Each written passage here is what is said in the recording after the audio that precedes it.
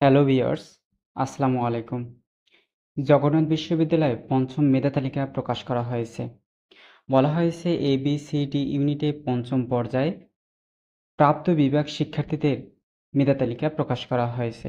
আগামী ৩০ তারিখ থেকে ২ তারিখের মধ্যে নিজ নিজ প্যানেলে লগ ইন করে ভর্তি ফি জমা দিতে হবে। অনলাইনে ভর্তি ফি জমা দিতে হবে। যে সকল শিক্ষার্থী পঞ্চম মেধা তালিকায় যে কোনো একটি সাবজেক্ট পেয়েছো তাদের ভর্তি ফি জমা দিতে হবে ৩০ তারিখ থেকে ২ তারিখের মধ্যে।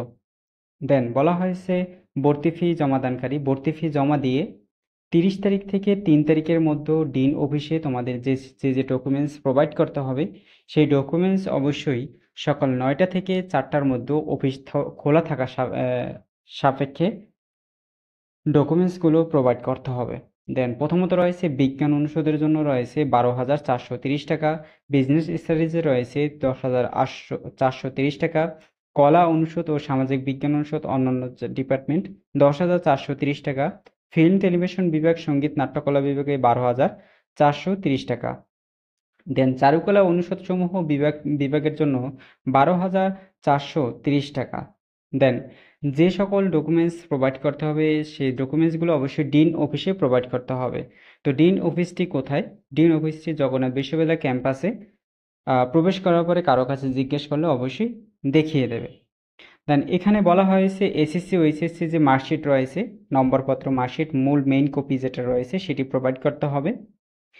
দেন ভর্তি পরীক্ষার এডমিট কার্ডটি, ভর্তি পরীক্ষা যে দিয়েছে সেই এডমিট কার্ডটি প্রোভাইড করতে হবে। অনলাইনে ভর্তির ফর্ম, অনলাইনে যে ভর্তি ফর্মের জন্য ফিল আপ করছিলে সেটি অবশ্যই প্রোভাইড করতে হবে।